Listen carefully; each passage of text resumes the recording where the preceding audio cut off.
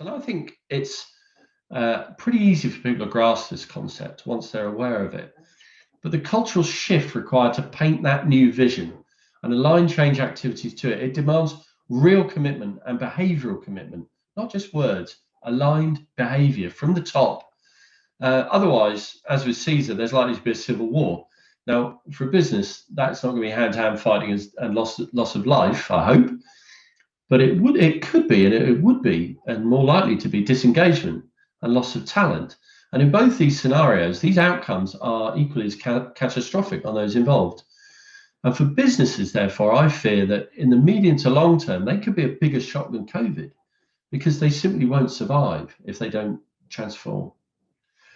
People have different expectations, and it's why I like the phrase. It's why I don't like that phrase "new normal," as it's anchored in that kind of conditioned past, which doesn't meet those new needs and the reality of today, let alone the future that people are now beginning to realise is their new expectation.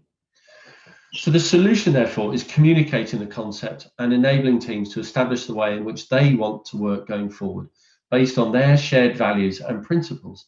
And these are going to be heavily influenced by the experience of learning that people have had during this pandemic.